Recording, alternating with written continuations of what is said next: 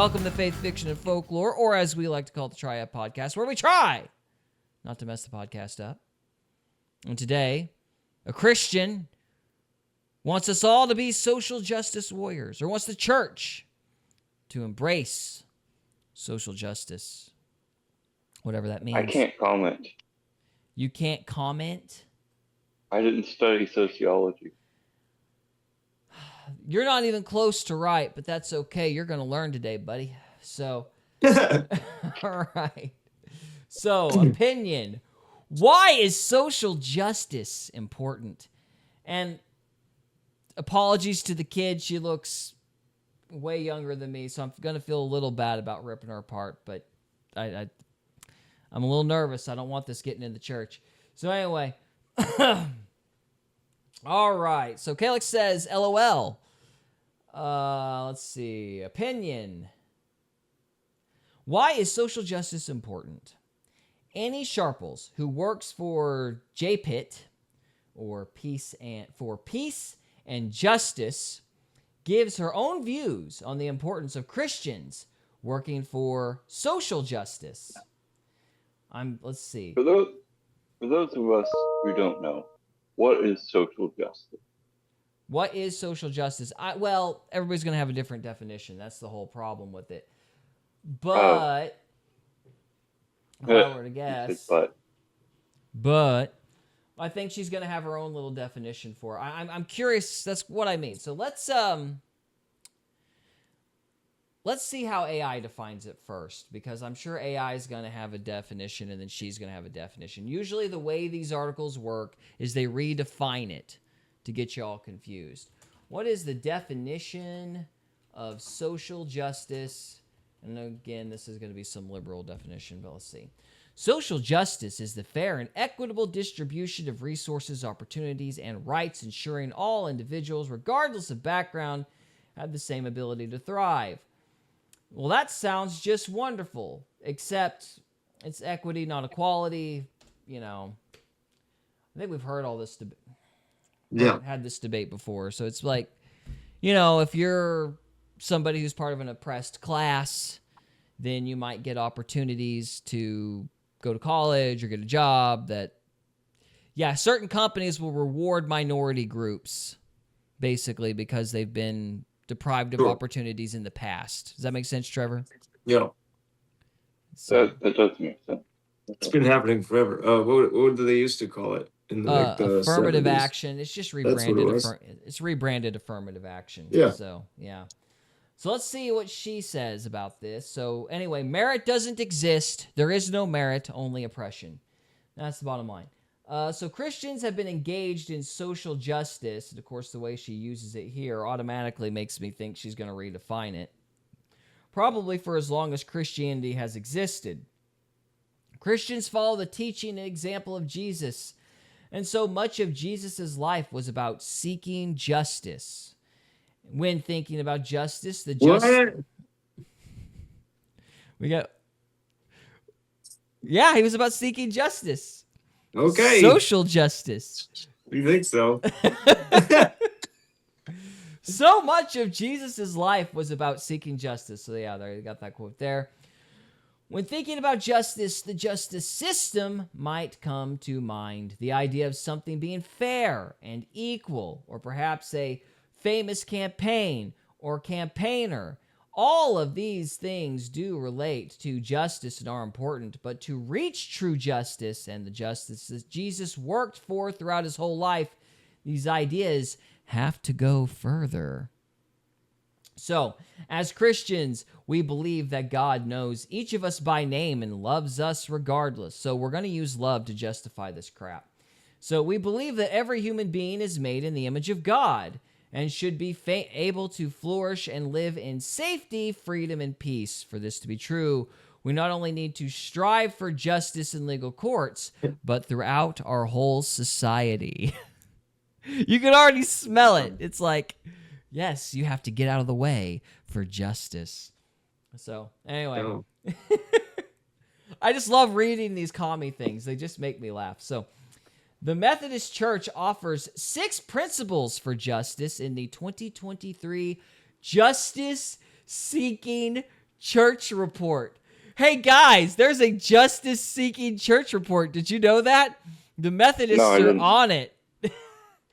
I'm almost curious to see what this is. Oh, okay. We'll stay focused though. This kind of stuff infuriates me. I can't even look at it.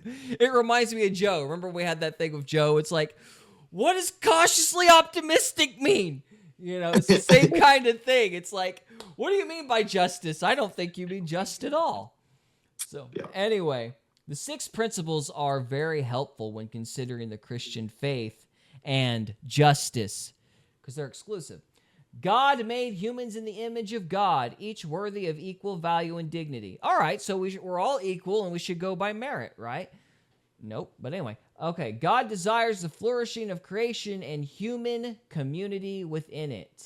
Which only works with his order in place. Right, yeah. God consistently shows a bias to people experiencing poverty and those who are excluded.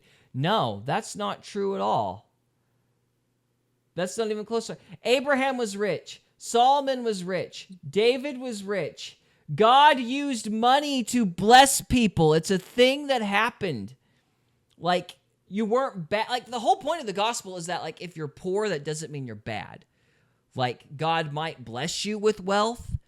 He's not necessarily going to. He doesn't have to. It's not like wealth is somehow a better blessing than like a good family or something. But it's one of the ways he might bless you.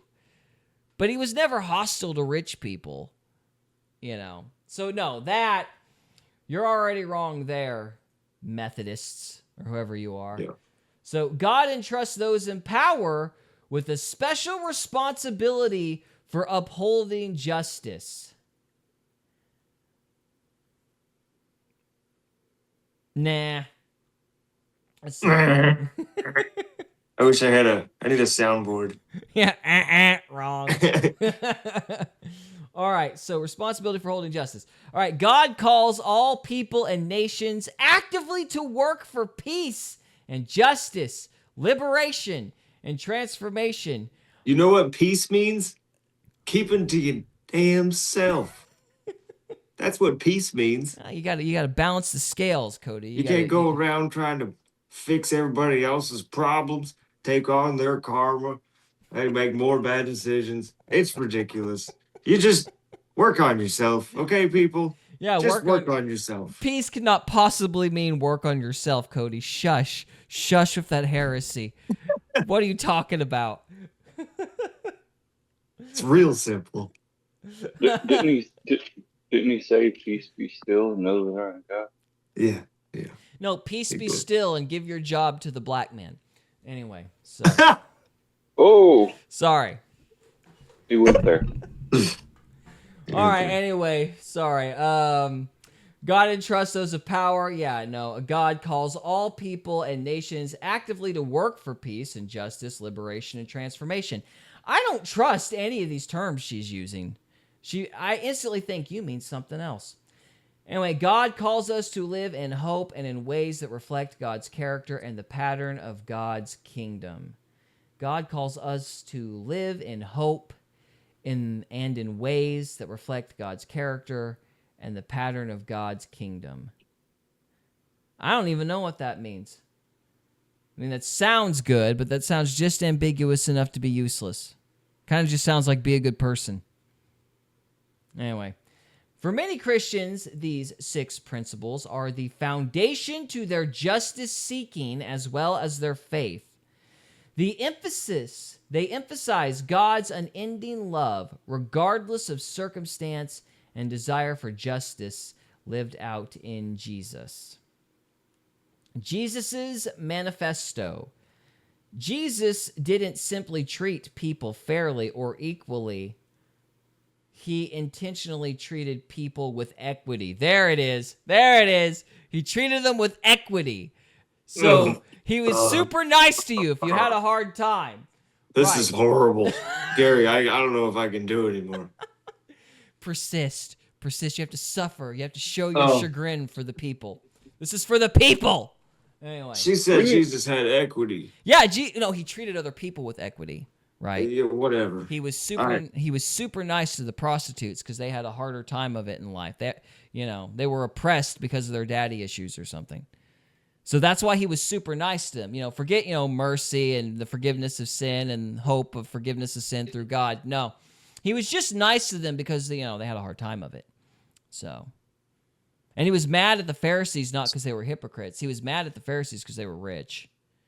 How dare they? Gary. I find it amazing. This is a Christian website. I'm like, we're seriously having this conversation on a Christian website. This is intense. This I is know, like, is this mainstream? Like, yes, this is Christianity.org for the UK.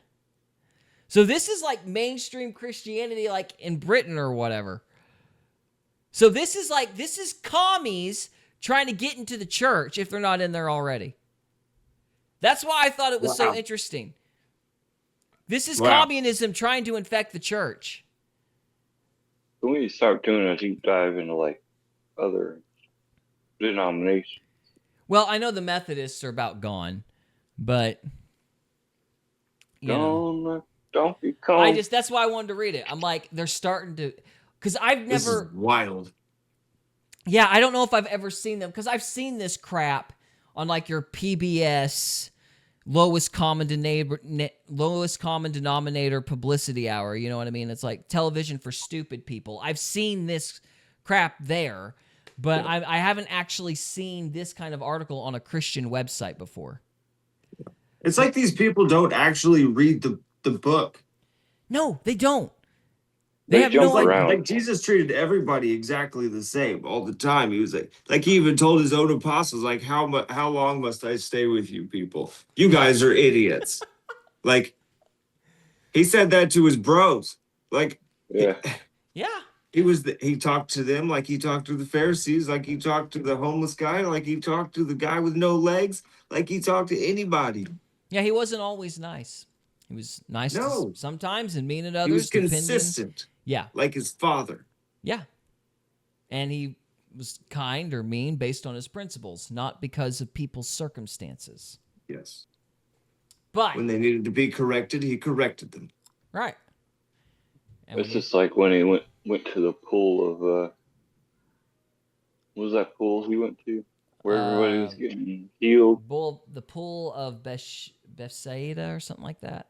Bethsaida. Yeah, something like that. Yeah. No, but he didn't just help one person out of how many people were there. It was packed. Mm-hmm. He picked one to heal. Well, see, Trevor, he was the only one that actually couldn't. He picked that one because he was, a minority in Israel. He had a harder time than everybody else. Gary, I'm gonna punch you through this phone right now. Did that one have equity? I don't know. No. I just know he was oppressed. He was an oppressed class, and he needed a leg up. Hey, the money you make on your house has nothing to do with equality. But it might get you healed by Jesus. So crazy. I can't stand these freaking people, man. Oh my gosh. Okay. So let's see. We're going to define equity now.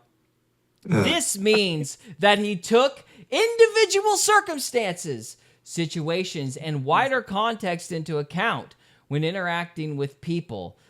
When Jesus went to the synagogue in Nazareth, he chose to read these words from Isaiah. The Spirit of God is upon me because God has anointed me to bring good news to the poor. God has sent me to proclaim release to the captives, and recovery of sight to the blind, to let the oppressed go free, and proclaim the year of God's favor. Yeah, he's talking about fulfilling the messianic vow. What does that have to do with your equity crap? Why does it say chose the words of Isaiah, but that's in Luke? Well, he's quoting Isaiah in that passage. Oh, I see. Yeah. Okay, I'm sorry. I got confused. No, he's announcing, this is one of the moments where he announces himself as the Messiah because he quotes those messianic prophecies in the synagogue. So that's what she's referring to.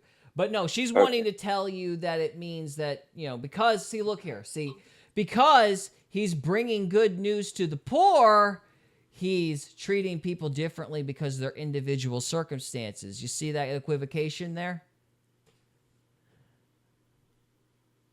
See? Yeah. Yeah. Yeah, so it's like he's bringing good news to the poor. Therefore, he's going to treat the poor differently than the rich because of their individual circumstances. For equity. No. No. She's just like misframing everything. It's Yeah. terrible. Yeah, this is a Yeah, it's- messianic prophecy.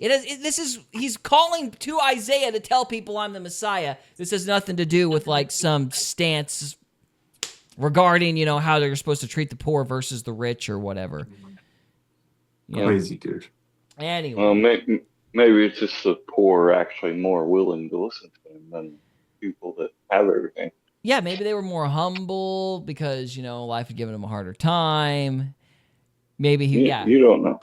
Yeah, well, it's certainly his behavior towards the poor does not mean that you need to deny people opportunities because other people had them before them or whatever. But anyway, so this is something called Jesus's manifesto. I guarantee you the only people that call it his manifesto are communists. I promise you, it's just communists that say that. Or mission statement.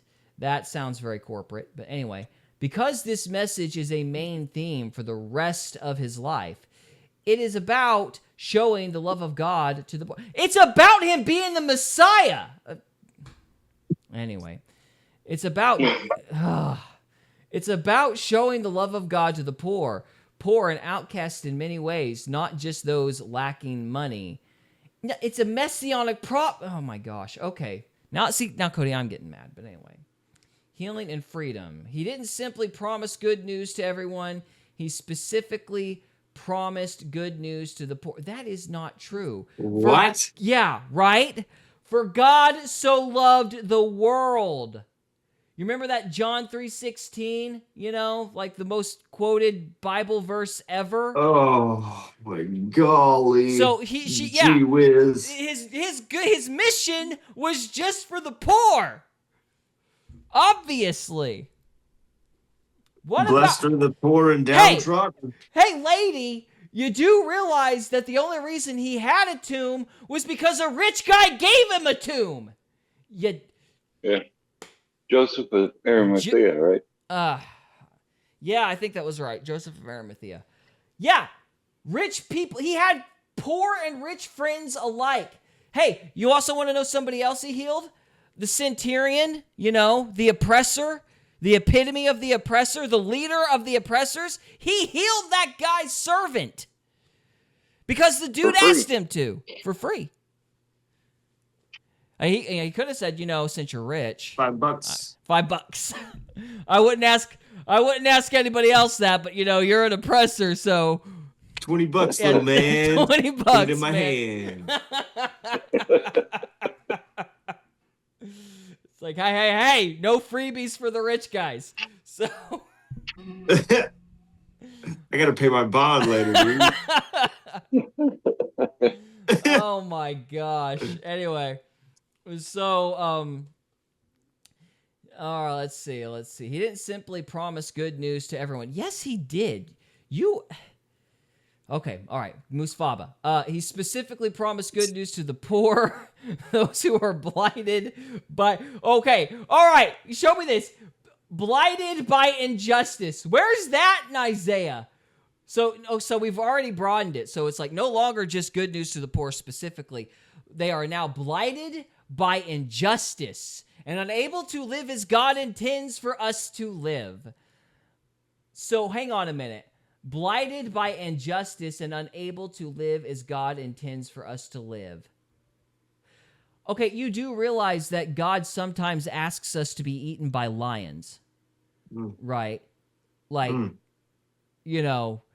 I think we're supposed to live for God no matter what happens to us. Man, I'm gonna be real honest here. The closer I get to God, the harder my life gets.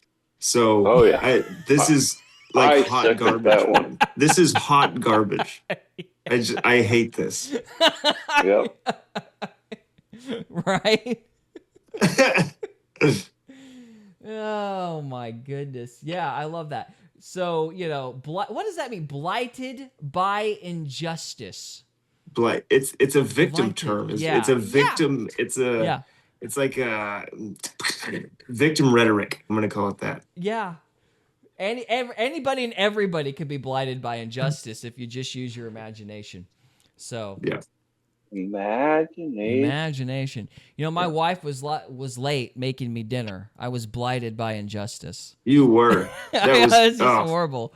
It's horrible. I can't believe that happened. To back me. in the 50s, you could slap them around for that. Now it's illegal. See, I'm oppressed. I know. I'm oppressed. Oh my goodness. Crazy. As long as the stick wasn't longer than its thumb. Right? I'm just kidding. I would never advocate for that. Oh. Too late. You're canceled. But anyway. Yeah. So. Red room. Let's see. Jesus ate, walked, sat, and lived alongside marginalized people. Truly listening and understanding the context in which they lived. They were marginalized. Oh, yeah, that Mary Magdalene, she was... Yeah, how are they marginalized? She just reframes everything with a victim mentality. I can't I know.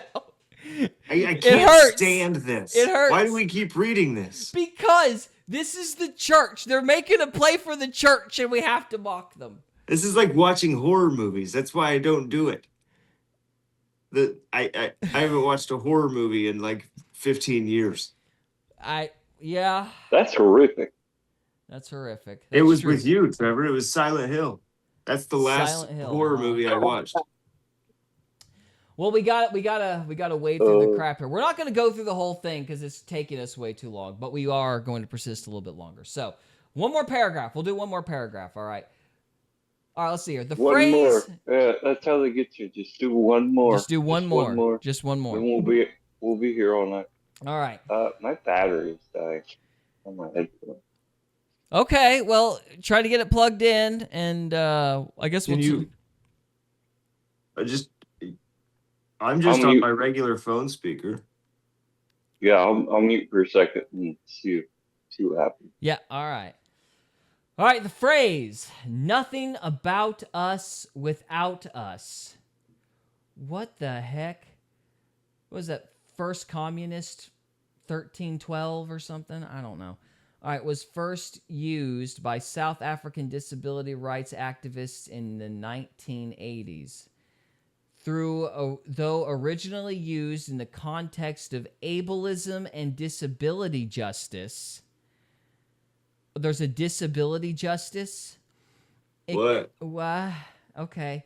It can be applied right across all marginalized groups and individuals. I'm pretty sure that somebody in a wheelchair is going to look at a black man who can jump and be like, I don't think we're in equal marginalized groups at all. So who's more marginalized, the guy that can jump or the guy in the wheelchair? That's a silly question. I don't even understand the question because I don't really understand the meaning of that word. She's sitting here going, okay, so we've got ableism and disability. So she's using a stupid term here that's basically for disability rights. So, somebody who is disabled would be somebody who's in a wheelchair, right? And she's saying this phrase can be applied to all marginalized groups. And I'm like, no, not being able to walk makes you severely more marginalized than your skin color. That's my point. So I'm pretty sure that the guy who can't walk would be a little resentful about, his phrase for his group being used by another group. Does that make sense? That's my point. Yeah. I don't know, dude. Why would you identify with the group? Just don't do that and you're fine. I know, but that would be normal. See, I don't think that'd be normal, rational actually. Thinking. Huh? I don't think that is normal. Well, it's the right thing to do. I think you're right. I think it's normal to be part of a group. I think you should consider yourself an individual. I think you should just worry about your relationship between you and the Almighty and don't ask questions about your group. I'm Scottish, but I hate golf. I will never like golf. So there you go. You'll never see me in a kilt. So there you go. Caleb says, can you repeat it, Trevor? I don't know what he said. Maybe when he gets his microphone back on. LOL. Anyway, so how many times do politicians make sweeping and generalized statements or about or change policies affecting marginalized groups without consulting individuals with lived experience of the issue? What does that have to do that's with that's a good point. That's a good point. But I don't Yeah. think they should even be voting on those issues. So They might weaponize them. Who knows? All right. Let's see. We need our leaders and all people to really get... Oh, my goodness. We lost Trevor. Oh, he's back. Okay. Hey! You're back. My computer's been running, so I switched back to this. Sweet. It's good to see you. Calix wanted you to repeat something. I don't know what he was referring to. Pete and repeat, sat on the wall. Pete fell off. Who was left? Ah, there you go. This RSO got me. All right. Okay, we got to get through this last paragraph, guys. Just one more. Uno mas. Okay, we need our leaders and all people to really get alongside marginalized groups and people to understand the context of the situation rather than personal and detached statistics. Jesus is a prime example of someone who did this, and it is crucial in achieving equity. I like equity. Not equality, though. Okay, so there you go. That's that. Okay, so Calix says, I meant to say you. Rick Simpson oil. I'm lost. who's Rick Simpson? I like Rick Simpson. Why does he have oil? I'm confused. I don't It doesn't matter. Okay, moral of the story, communists are bad. And they're getting into the church. Wasn't we supposed to be talking about social justice? Yeah. That's what that Newsflash, word it's is about. communism. It's just Yeah. communism. It's always just- communism. Wouldn't that be socialism? Nope. Because it's social That's justice? another word for communism. It's all communism. I like candy. That's all I know. There you go. All right, I think we're done. Listen, whatever your name is, Anna Sharples, you need to read your Bible some more, kiddo. All right, that's all we got for this segment. If you're on any final thoughts, everybody? What if she has a different version of the Bible? You mean the Communist Manifesto? I don't know. I don't know what Bible she's Is reading from. is that like the third New Testament or something? So It sounds like she got the DSM-3 as a Bible. yeah, there we go. This is Karl Marx. This is Marx 1 and 2. First Marx, second Marx. Well, I mean, if you look on Bible Gateway, they have many different types of versions. Yeah. I'm but just curious which one. if you're gonna write an article like that, you better have a really good grasp on what the hell you're talking about. And she does not. Yeah, So. you need to study True. some more. But anyway, Calix is telling Cody to look it up. So he goes, look it up, Cody. And then what if she has Rick Simpson one? ADHD? Huh? I can't because I might be able to. My screen might get messed up though. Well, anyway, Mess it up. she might have ADHD. I don't know. I'm just saying you need to read your Bible a little closer. Go look at them old prophets. Yeah, that'll bring the idealism down a little bit. But anyway, so all right. I think that's all we got, guys. You any final thoughts on this poor deceived creature? Good luck, Anna. Oh yeah, I've heard of that. It's supposedly a cancer cure. Rick Simpson oil? Yeah. Okay, got it. All right, well, kids, communism is bad. If it comes to your church, run. That's not what Jesus would do at all. And by the way, there is this commandment called using the Lord's name in vain. It's not saying GD. It's doing what you just did, which is to take the name of Christ and the name of God and shoehorn a bunch of reactionary political commentary and use God while using God as your defense. So, might not want to do that again. That's my opinion. So, anyway. All right, that's all we got, guys. Any final thoughts from you all? Nope. Nope. All right. If you are watching this after the fact, thank you so much for watching, and we'll see you next time. Later. Be sure to like, share, subscribe. We're lonely. We need attention. So, Indeed. we hope you enjoyed this episode of Faith, Fiction, and Folklore. If you did, we would love it if you would subscribe to us on YouTube or follow us on Rumble. We can also be found on X, Instagram, and Facebook. And we are available on Spotify, Apple Podcasts, Amazon Music, and iHeartRadio. Thank you again very much for listening, and we'll see you next time.